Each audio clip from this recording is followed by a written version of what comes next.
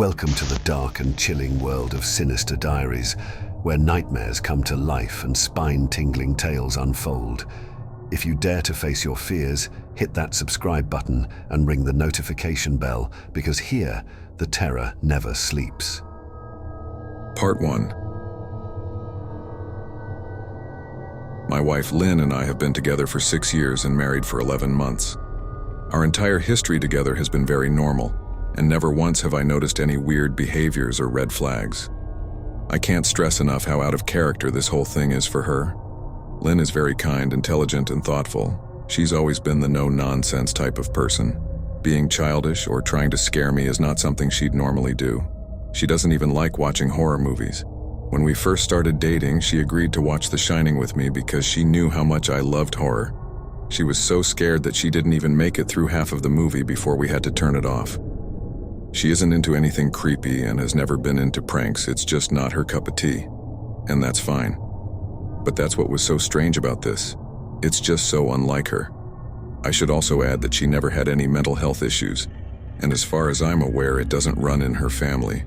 I know some people are able to hide their mental health problems, but in the 6 years we've been together, I think I'd have seen some sort of sign. 2 months ago, I was in the kitchen making myself some coffee before work. I was running a bit late that morning and knew I wouldn't be able to make it to Dunkin' Donuts for my usual morning fix. I took a sip of my coffee as I hurried down the hall towards the front door, when I happened to notice Lynn peeking at me from around the corner ahead of me. I could only see her eyes and a strand of her long, dark hair hanging against the wall. The rest of her body was concealed behind the corner. I nearly spilled my coffee when I saw her. I did burn the shit out of my lips. "Jeezy, Lynn," I said, wiping a few drops of coffee from my pants. "You scared the shit out of me." She immediately popped out of view like a little kid that had been caught. I heard her scurry off towards the living room, and by the time I got to the front door, she was out of sight. It was really weird, and just totally out of character for her, like I said. But I also found it kind of funny that she was being more playful and a little less serious. I shouted that I loved her and called her a weirdo. As I shut the door behind me, I heard her laughing. Her behavior was a bit odd, but it certainly wasn't something to call a priest over. I forgot about it by lunch, and by the time I got home, she was her normal self. I didn't bring it up, and neither did she, and life went on. The next incident happened 3 days later. It was around 2 a.m. and I had woken up to get a drink.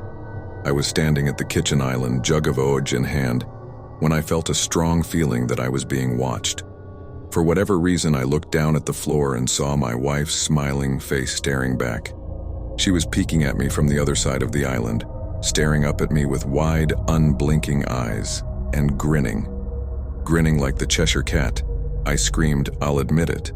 Not out of irritation, but fear. For some reason at that moment I was scared.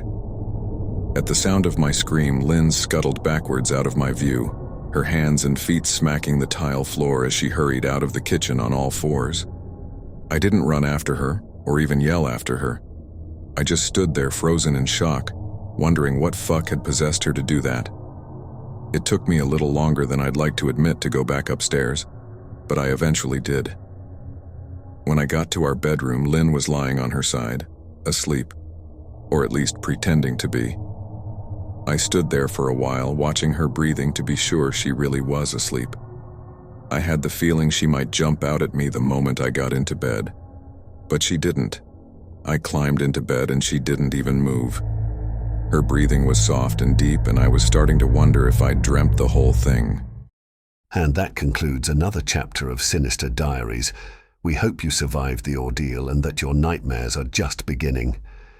If you enjoyed this tale of terror, don't forget to like, share, and subscribe for more spine-chilling stories.